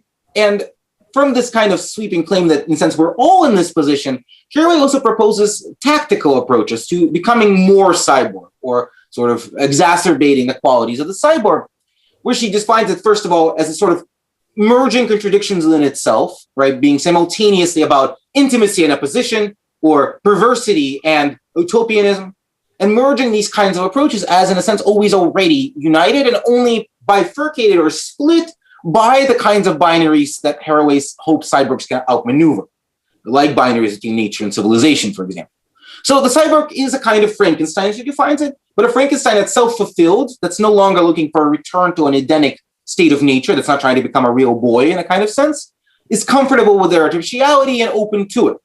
But of course, the problem of the cyborg inevitably opens up right all the way back to Rossum's Universal Robots and Capek's kind of fantastic coining of the term, where first we watch the decline and collapse of human robot utopia into dystopia, and then we have a kind of the conclusion, this fantastic moment of robots, trying to figure out how to reproduce again, and this notion of robots trying to figure out sex. So in a sense, sexuality plays an important role here, an important kind of connective tissue between the human, the machine, and the kind of utopianisms that Haraway is proposing and the breaks they're proposing. Because to her, the cyborg is both an anarchic model and, as she writes, an anarchic model that's tied up with, as she says, literally parochial issues, right? Being tied to as the offspring of militarism and patriarchal capitalism, not to mention state socialism. So, as Haraway suggests, that the legitimate offsprings can be unfaithful to their origins, and this final line, their fathers, after all, are an essential, is particularly an important twist of the knife to me, because, after all, essence is all we were kind of talking about here. And for her, the cyborg is the ultimate kind of renunciation of essence, the ultimate embrace of puissance as an alternative, and the sense of kind of finding a new praxis precisely in this rejection. So to me, this is a fascinating kind of a way of approaching it, and this is how I fundamentally approached the issue of cyberpunk. Because as a genre, cyberpunk is one that already has a lot of established tropes. In the case of Cyberpunk 2077, we must acknowledge that it comes from a 1980s game, which imagined a particularly kind of dystopia of contemporary capitalism. right? So it was a world run by corporations, only far worse. A world where human life is cheap, but only far worse. A world where everything can be bought, but far worse. It was a kind of at least in the original text, a kind of a libertarian dark fantasy. The current cyberpunk that came out from CD Projekt Red is quite a bit different and imagines a very sort of much more anarchic point of view, focusing everything around this kind of city. It's a character and the two protagonists, not protagonists, but major characters. The protagonist is always embedded in the vision you see, and they're only known as V, and they're, your space for choices. But the two characters that are kind of scripted out and have defined behaviors are and affiliate themselves with anarchist sides are both present here. And already here, they tell us, in a sense, a bit of the kind of instability of this discourse, because while Panam on the right is perfectly real within the space of the game, Johnny Silverhand, played and voiced by Keanu Reeves on the left, is not. He's a kind of a continuous hallucination that you begin to experience because of a traumatic event that happens to you in the game as he is consuming and overtaking your brain. So already here, the game addresses us as players from a vantage point that makes it impossible for us to tell which part of their reality is real and which part of their reality is virtual. That erasure, in a sense, is mediated both by technology in the game. You have a chip plugged into your brain that makes you hallucinate Keanu Reeves, and that you can't take out without dying, and by technology that we're using to play it. We have a graphical interface that positions us in certain relation to these models and modes, and it gives us certain choices and freedoms within that span. Both of these characters also represent anarchism directly. Panam is a member of a nomads faction, which within the game are people who completely reject capitalism, live in their cars on the road, and survive by raiding and smuggling in between various capitalist and enclaves, sort of fundamentally existing outside the law, but forming these kinds of communes that they consider to be a kind of family of disparate strangers, which you ultimately end up joining if you follow Panam's path and kind of join her kind of Oedipal family circle, or her kind of a rhizomatic family circle, rather, because they're all drifters and nomads that move around. Conversely, Johnny Silverhand is an anarchist punk rocker who became enormously popular and then leveraged this into terrorism, culminating in his death in an attempt to blow up the biggest corporate building in the city, which he successfully detonates, seemingly dying in it, but actually being captured by the corporation and scanned into a chip, which is then used to experiment upon, in a direct reference to William Gibson's Neuromancer, where one of the major plot lines is the protagonist rescuing an old mentor who exists in the form of a chip and only works in order to die because he no longer wants to live this way. Indeed, the chip becomes a kind of key moment for the game. For early in the game, about 10 hours in, the protagonist and the protagonist's best friend and him attempt to steal the chip, which is supposed to grant immortality to the ultra-rich, and sell it on the black market. The crime goes wrong. They end up, in a sense, both on the verge of death, and Jackie gives his best friend the chip in order to, he can hopefully get out alive, but the chip inadvertently saves his life and installs Keanu Reeves into his brain. Keanu Reeves then continuously pushes the protagonist towards more revolutionary action, which creates a kind of strange paradox in the game, where in the game there's an anarchist in your brain who keeps telling you to blow up the big corporation, and if you don't do what he says, he's going to take over your body and do it anyway, so you might as well do it on your own terms. And the profound unfreedom this generates is a constant source of fighting between you and Johnny, which you can act out in the game, yelling at him, ignoring him, taking various drugs to drown him out, and so on and so forth. So already here we have this kind of grand arc of cyberpunk defined for us. Cyberpunk is always about anarchist protagonists on the edge of society fighting against the corporations that rule their world. But the only way they have of doing this is by modifying themselves with the technologies put out by these corporate megaliths. And these technologies are always double-edged swords, always coming with problems of their own. And often the biggest problem is simply reliance upon the corporation further. William Gibson set up all of these projects right in the first kind of foundational novel of cyberpunk, Neuromancer, from which we have a large quote of his arc protagonist, Molly, sometimes known as Molly Million, sometimes by other names, who's not the protagonist of Neuromancer. Indeed, Neuromancer, she's kind of the romantic love interest. But in all of his other novels set in the universe, as well as his short stories like Johnny Mnemonic, Molly is always the recurring figure. And she is a heavily cybered up street samurai who both hires herself out for pay and for moral causes, often joining up with one kind of anarchist collective or another in order to challenge the corporations with violence. But this is the origin story as told in Neuromancer to the protagonist's case, where Molly describes, and you can kind of read this out for yourself if you want to, but basically describes that to raise money for the modifications to her body that make her a street samurai, in other words, her new nervous system, the blades in her fingers, and her replacement eyes, which give her a kind of combat interface and make her look like she's always wearing huge sunglasses, Molly worked as a sex worker, selling her body, but only literally her body, right? Using the chips installed into her nervous system to turn herself off while she did sex work, in a sense, receiving a paycheck after a few hours of blankets.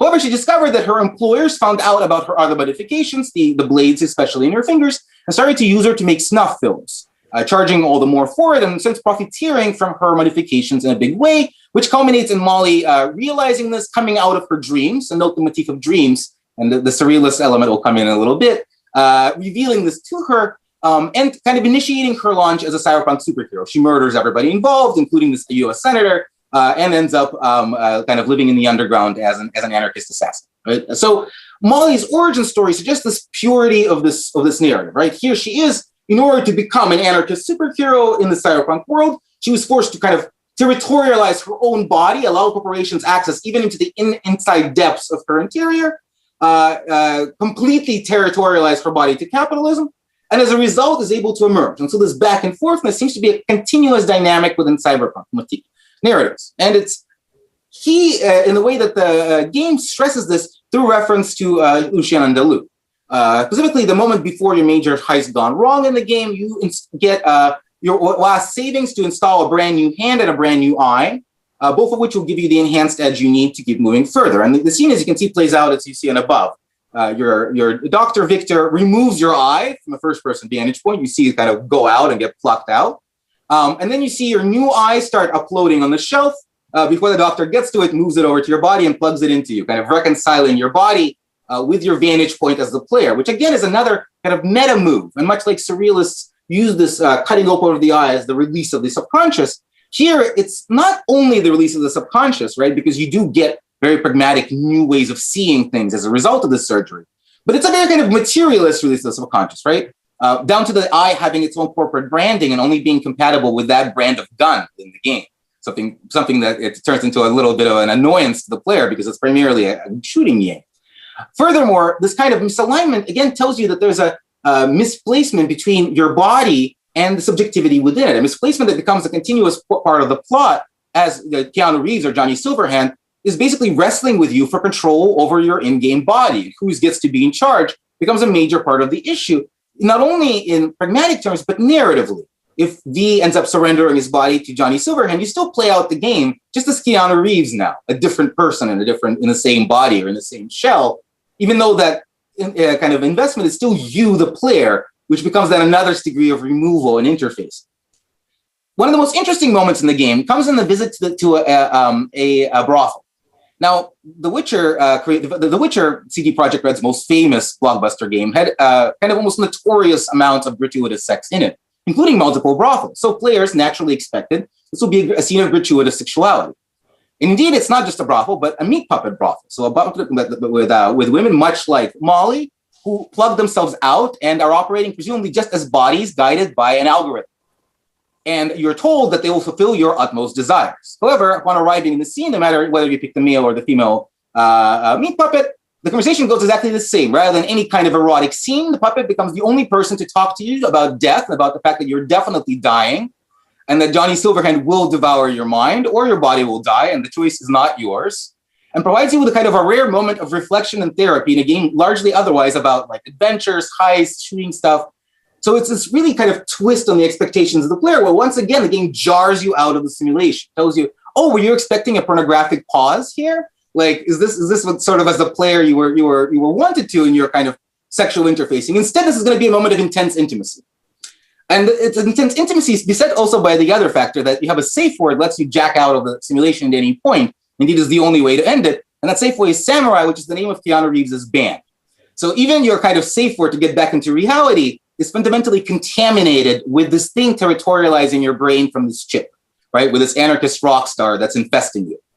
So there is no real kind of you other than the you playing this game and not trying to kind of play with your expectations here, but expectations about sex and about connection, about various ways that connection can operate, which here is not through the human, but precisely through the machine. It's the algorithm that's telling you this deep moment. And indeed, if you say the safe word Samurai, you find yourself in a room with a deeply uncomfortable woman who doesn't know what happened, doesn't know what you're talking about, and if you start to kind of try to follow up on this deep conversation, gets really creeped out.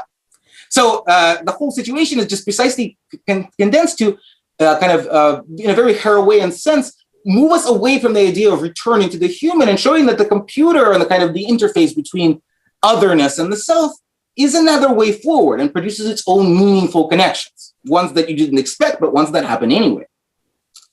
Furthermore, the game kind of puts this directly on the nose by paraphrasing yet another key moment from William Gibson in the culmination of the Panam romance, which, since the game has both genders and genitals in an interesting way, so you can identify as a woman but have male genitalia, and the game kind of allows that as a character setting, creating for various possible sexual identities within it. But the male heterosexual romance is Panam, who is the nomad. And in a key scene, echoing Neuromancer's scene where Molly kind of teases Case when they're plugged in together, because Case repeatedly is the hacker and he's kind of monitoring the systems, whereas Molly is the on-the-ground assassin. So whenever they're on a mission in the novel, he's plugged into her senses. And so he feels whatever she feels, but is able to give her like directions and guide her and like shut down security systems so she can focus on, doing violence.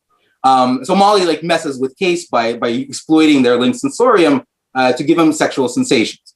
The same thing happens in the Panam romance in Cyberpunk, where you first steal a government tank, and then after having stolen it, Panam proposes this kind of a sexual encounter using the tank as a mediating factor. And indeed, and one of the most interesting choices in the game, in the sex scene that plays when you kind of have sex with Panam, rather than focusing on either Panam's or the protagonist's vantage point, the vantage point is almost consistently the tank's, showing you in a sense the tank is an active participant in this erotic encounter, and in some ways like as much a character in the situation as the rest of you.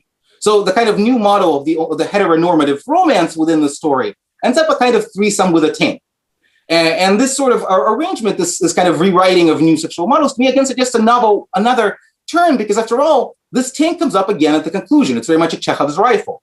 When you first ride it to attack Arasaka's tower, repeating the actions of Johnny Silverhand, but by the way, he just attacked alone from a gun, you ride from the street with a tank. In a kind of symbolic move that recenters your evolution with the ground, with nomads, with the kind of a catonic below, really literally catonic, you go into a tunnel and out move, whereas Johnny's vision was always coming from above on his private helicopter, suggesting a kind of different model for evolutionary praxis, one that evolves not only based on your own experiences in the game, but on Johnny being in your head as this disembodied territorializing voice. And again, the corporate technology acts in double-edged sword. However, the game has a very clear message in that sense. There are multiple endings, right? One ending, for example, you opt to support the corporation and let them fix you, which leads to a terrible consequences. You just upload it to a databank, essentially becoming Johnny. Other situations lead with you letting Johnny take his revenge and destroy the corporation with the aid of either Panam or his kind of old lover from 30 years ago, if you were connected with her. But the final real choice you make is after you destroy Arasaka with the aid of your sex tank, is the question of what to do with the rest of your life. And the choices you're given are pretty clear. Your body has been successfully territorialized by the chip. It no longer recognizes your mind's claim to it. You have 6 months to live if you want to live in your body. And you have the option of either leaving your body and becoming a disembodied program living in the internet, the ending that happens in Neuromancer as well, when the eyes offer immortality in a kind of afterlife of the internet, and letting Johnny have your body, thus living out his rest of his days as a rock star anarchist, come back from the dead, a kind of resurrected Jesus figure. There's a whole other story about the resurrection motifs in Jesus in Cyberpunk. Save it for another day. Or to do the ending that I think is probably most interesting, where you, in a sense, opt to die. Opt to die, but to die as yourself. You leave your, and it's called the All Along the Watchtower ending. It's the title of the quest, referencing the Jimi Hendrix song about kind of returns to revolution, where you and Panam and your tank break the cordon around the city, trying to keep you dangerous terrorists out after having successfully accomplished the greatest act of terrorism in the history of the world within the game's span, to break the cordon and escape to Arizona and basically make it out of the context of the game into not an afterlife, but into a very, very brief mortality, right? You're 6 months together. So in a sense, what we see here is a kind of grand arc within the game of the cyberpunk motif and its many possible praxis, many possible directions to take, played out around a kind of notion of what exactly to do with this world where in order to resist the major networks of power, you have to kind of fully let them into your own body. And my papers kind of grow out of a conversation that happened a few years ago at, I believe, Aziz, the National Conference for Slavic Studies in the US, about what would anarchism look like, if mediated by Facebook as a platform. What would a Facebook anarchist look like other than a nightmare? And part of what Haraway presents to me and Haraway's kind of reading of this hybridity and confusion presents to me is that, there is a kind of, and I think that Cyberpunk also makes this argument, there is no need to pursue these kinds of purities. On the contrary, to lean into these kinds of hybridities, into novel forms, into kind of radical unions of the human, the machine, the inhuman and the human, and to lean into kind of the axes of desire, of sexuality, and of these kinds of human-machine eroticism in the very on-the-nose metaphors in Cyberpunk 2077. I think to me that this is kind of my ultimate conclusion as to what could be a counter to that Facebook, to that kind of Facebook anarchism, right? Facebook's major ideological content, as Haraway would probably argue, is to constantly offer yourself images of yourself as nature, yourself in the woods, yourself with friends, yourself just laughing organically, all of which are meticulously constructed. Some other alternative to this could be found in resisting that impulse to nature and finding kind of the cyborg as a new positive model already present, but finding new and new forms every day. So that's my talk, and thank you so much for the opportunity to speak once again. Wonderful. Thank you, Daniel. So we are a bit short on time for our debate, but we can have a bit extra time, I think. I don't know how to do this. Maybe you already have some questions. If somebody does, please do speak. I would like to maybe start with the last, Daniel, because you were just now, and I was thinking the whole time also about, of course, about avant-garde, the historical avant-garde, because that's also our context, right? And there was something, the idea about dissolving the binaries. That I see how is like through the history, if we look at how this is turning out now and how it was in the past. So maybe can you say a bit, I know you're very, you know a lot about the whole Russian literature and art. So I'm just thinking if you have any ideas on that. So basically the idea of dissolving binaries, the historic avant-garde, the optimal projection of historic avant-garde, and now the stories of dystopian future and everything that was said today. I guess that I actually had the same kind of question to the rest of the speakers. In several panels, particularly surrealism came up as a kind of motif, either in kind of surreal space imagery or in these sorts of cosmic mergers of eyes and clouds, almost like psychedelic imagery in Natalia's paper. So to me, my question is like, what's up with surrealism? Like surrealism, at least as an art historian, is one of those fields that, from the perspective of Western art history, died. Clement Greenberg called it kitsch. Like, retreated to the province of really popular kitschy imagery in some ways. But we're finding it to be super productive, right, and super rich of stuff. So what's up with not just the avant-garde, but with surrealism's prominence is my question. And like I have my own theories about it, but I'm really interested in hearing what everybody else has to say about the avant-garde threads that we're kind of spotting. Thank you. Which will go first? Perhaps Natalia? Thank you. Yeah, great observation, Daniel. I guess I never thought about these 1950s, 1960s visuals in terms of surrealism, but yeah, you absolutely have a point. I mean, it would be really cool. So like one of the arguments that I do make in the book is that it would be really great to reconsider the history of Soviet sci-fi cinema in terms of cultural series. And here, surrealist visuals would be a really productive way to look at it because I mean, in a sense, they start, okay, I won't go as far as Protazanov because that's a different story, but they start in the 50s with Khrushchev, and then they don't really stop. I mean, they're curbed because with the advent of CGI, the special effects industry in the Soviet Union starts falling behind the West. But even in the 1970s, early 1980s productions, it's true, like the imaginary of outer space as a place of radical alterity is actually very close to surrealist imagery. I'm not sure. at some point, I'm not sure if the impetus, if the impulse is surrealist. I think that maybe there's a different epistemology at play here, because for Klushantsev it was an exploration of alterity. You know, it was a way, it was visualizing to know, in a sense. So I'm not sure if that's exactly the same thing as surrealism, but there are some really interesting parallels. So thanks for that remark. Thank you, Natalia.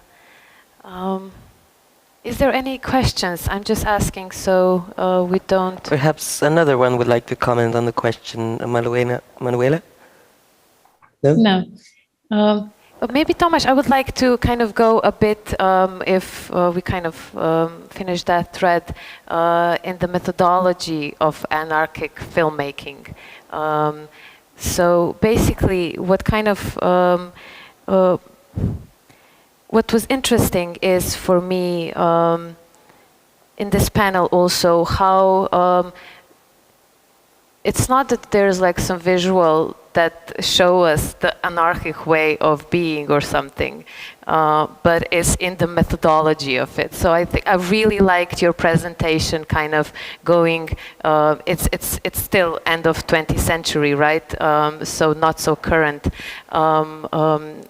examples. But anyway, I really enjoyed the examples of the methodology in the sense of underground filmmaking, collective filmmaking, and then also how the camera was used, basically, again, the methodological part of it.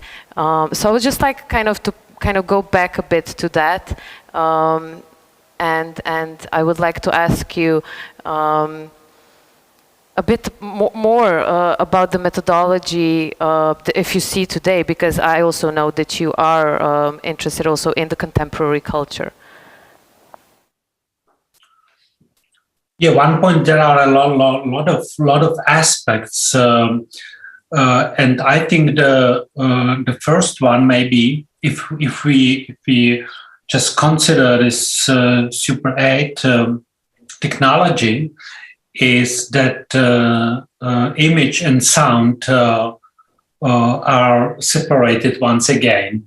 We know this thrilling story of beginning of sound cinema at the end of 20s, and the big discussion, and then the whole story of the film history of 20th century, and then in the underground, like after this history of film in 20th century, people did suddenly work with the separate image and without any possibility to synchronization with the sound. And it's a challenge, of course, which is not a lack of technical possibility to combine, to synchronize both aspects or dimensions, but exactly the challenge, which is showing this subversive analytical quality of this mediality, which is suddenly like old fashioned, but not in the sense of regress, but in the sense of archaeology of mediality. It's really in some sense similar to the samizdat, which is somehow activating the pre-Gutenberg kind of book culture with the physiological aspect of writing, like typing with the own body. The camera, which is not able to involve sound, it's something very archaeological. And I think exactly because filmmakers I was speaking about have been predominantly non-professional, they did have a special sensibility for this medial subversion, because they came from the experimental poetry, from the sound poetry and visual poetry and performative poetry, and from the performance art, which just been born a couple of years ago. And it made their sensibility even more sharp, I would say, for this hybrid forms of medial context they created. Thank you. Thank you. And Manuela, I would like to go a bit also to you regarding yesterday topic was a lot about technocentrism of the Yugoslav, specifically avant-garde. And I guess when talking today about more contemporary, there is the topic of technophobia, the molecular part of it also, which kind of is the uncanniness that it brings. So that was kind of what I was also thinking regarding this real kind of anarchic revolution, which in the example of the historic avant-garde looked very much, from this point of view, romanticized, even with this Barbarogenius that we talked yesterday and so on. And today is kind of cyborg-like emerging something. So I don't know, I was just kind of going from this technocentrism now to technophobia, I guess. So that was kind of, if you can talk a bit about that, I would be very interesting. Actually, in the examples I took, there is no technophobia at all. Yes, so yeah. And which is interesting, because maybe it was a very short talk as for everybody, meaning at a certain point when I started to work on the talk, I thought I would find really interesting new ungendered societies and everything, but I did not. Mm-hmm. Actually, I think the only point where something really interesting came across was when ecology was mixed with technology, and when it came together. But then, of course, it came back to Fourier and I don't know what, and having newborns without how to say, bearing them really, like in vitro and things like that. So it was at the same time it became a bit more complicated. But I think. Especially if we talk about space race, about cosmology, and what kind of anarchy could be today without thinking technology? I think technology should be thought differently, but otherwise it has nothing to do with anarchy. Anarchy has to do with the place we live in, and to rebuild it another way, and with other economical and political contingencies. And one of the more powerful political and economical contingency is technology, very obviously. So probably, as Daniel stated in his talk, there are a lot of ways to think about it, but maybe one thing you were talking about, Daniel, was at a certain point about Molly, which is I think one of the character of the Neuromancer. You says her body is deterritorialized. I think that's the point. Where is the territory now?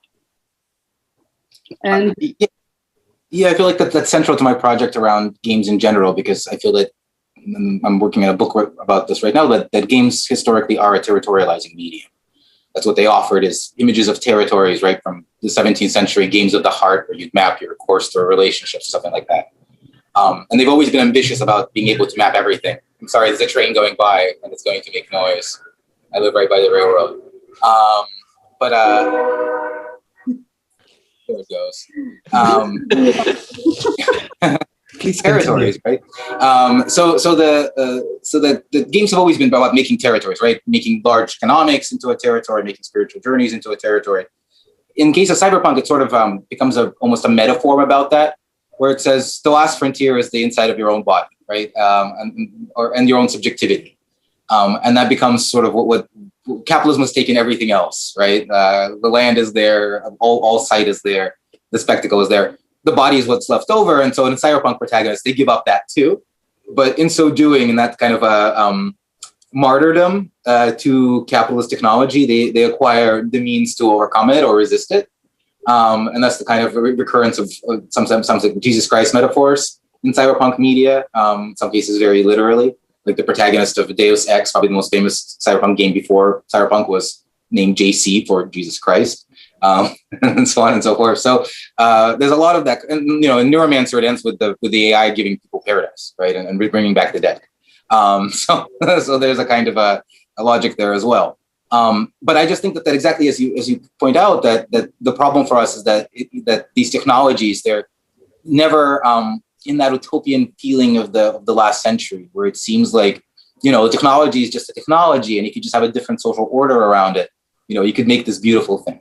Right. Part of cyberpunk's argument is that the social order and technology are not separate things, not separate entities. They're the same rhizome, and they're all in the same process. And so, trying to pluck one out but not the others is inevitably going to leave a kind of traumatic response or some kind of other failure. So, I suppose that's why I so much like Her Ways. Her answer is like, let's stop excising or locating successes of modernism. Let's take the whole mess in some ways. But maybe that's just my understanding of her. Thank you. I think also that's a beautiful ending. If there's no more questions, if there's any kind of also comment, there's still time. So we have like 2 minutes, maybe 3. Anybody? Wonderful. Okay. Question for Thomas about Leopardum's the scattered letters and the kind of creation of poems. Yes, that's what I was kind of hinting at with my surrealism question, because to me that's such a Dada surrealist praxis, right? This attempt to liberate poetry and chance, and something that I work on a lot is ludic stuff and randomness in games and all the kind of as a production of meaning through randomness. What kind of what kind of anarchic messages come out of those poems? Like sort of is the moment, as far as you see, just about the breaking down of language into individual components, and that's a kind of aesthetics of its own? Or is there an attempt to imagine a kind of utopia out of it?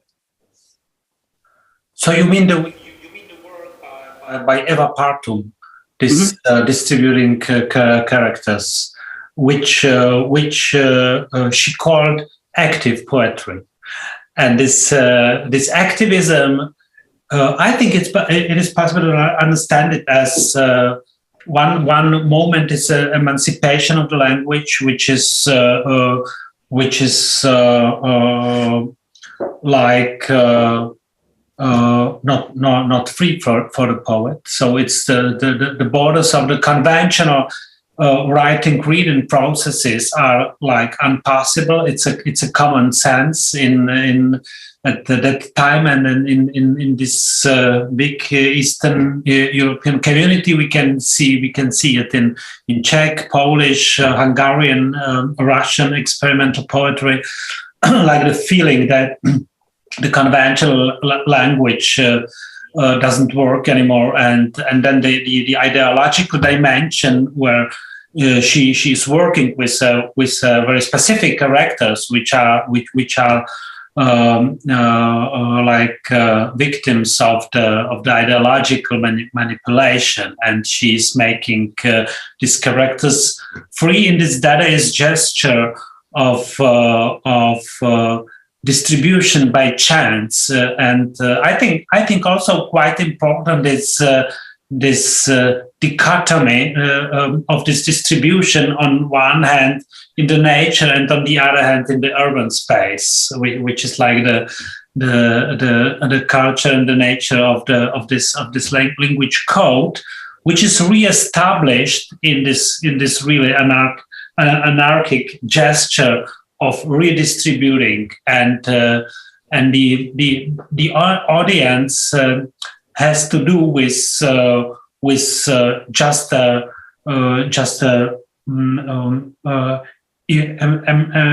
embryonal stage of language, which must be invented once again. So something like that would be the part, the small part maybe of the possible interpretation. I see Alyosha Pujar. Alyosha, yes, please. Since I know very little or nothing about Soviet/post-Soviet utopias, and they appear as a type of exotic other to one type of Western epistemological gaze and all that, I wanted to ask Natalia and maybe Daniel, I don't know, and others about this moment when we are now in terms of new dystopias, new totalitarianism, social credit system, new normal, pandemics, all that. What can we learn from Soviet utopias, from that tension between systemic and anti-systemic as expressed in those Soviet cinematic utopias? Is there something that the rest of us can learn, or something that is maybe a grain of exotic communist wisdom for us today, trying to survive new dystopia? Wow, thanks for this question, Alyosha. That could be a great lecture topic, but I don't know. I'm thinking out loud. I think that we can learn quite a lot from these utopian imaginations, even things that weren't necessarily intended to be learned from them. And maybe inspired by Daniel's comment on surrealism, maybe a good case in point to return to is the 1959 film called "I Was a Satellite of the Sun," also in the context of all these discussions on cyborgs and on redistributing, what is cultural, what is natural. In that film, which was actually supposed to inspire, kids and adolescents to go study engineering and to aspire to be cosmonauts and whatnot, it's really interesting. So obviously, it's a pre-Gagarin film. And it was supposed to be a popular science film, and it conjoins a fictional narrative with a bit of information about, how technology is progressing. And the point is that there is this scientist who launches this whole project of many planets orbiting the sun or something like that. So there are many laboratories, and he launches himself into outer space as well, and he goes there, and then he dies, and his kid on Earth is then entrusted to his friend and colleague, and of course this kid, I think his name is Andrei. He grows up, and he grows up to be this really talented engineer. And at some point, there is this life or death kind of situation where the only way that these little planets orbiting the sun can be saved is if somebody goes out there and fixes a certain problem. So basically, this kid, who at that point, of course, melodramatically finds out that his father, that Ivan Petrovich, the guy who made those many planets, was actually his father. And then and then he teaches the audience, and he says, "I realized I must be like Ivan Petrovich." And he actually, he goes and he sacrifices himself. He launches himself out into outer space to become a satellite of the sun in order to save this grand experiment. And I think there is a very vanguard notion behind this, a notion, really shaking up what it is, what is there to culture, what is the cultural presence, what is the legacy of mankind really? Is it particular bodies, is it our biological selves, or is it some kind of a hybrid. So in this sense, it echoes certain discussions from the 1920s, even Malevich in a way.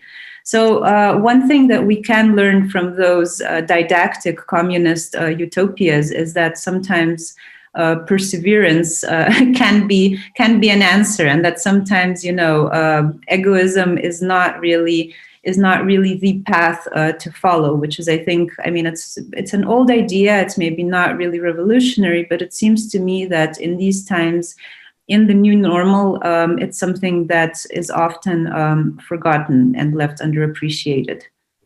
But maybe unless we need to sacrifice ourselves for the saving of the planet, I accept your answer. You don't want to be like Ivan Petrovich, I gather. Thank you. This seems like a wonderful finish to our discussion.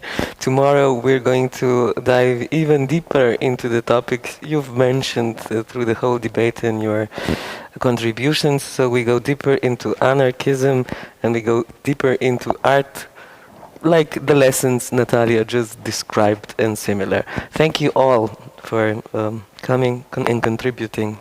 Hope you join us tomorrow. Thank you. Hvala tudi vam, da ste se nam tudi drugi dan pridružili na znanstveni konferenci. Kot rečeno, jutri zadnji dan, 2 panela, anarhizem, umetnost kot vsakdanja praksa. Hvala ekipi tehnični in hvala vsem producentom, knjižnici Mirana Jarca Novo mesto, Radio Študent, Kudu Channel Zero, založbi Sofija. Tako. Hvala. Hvala. Lahko noč. Lahko noč.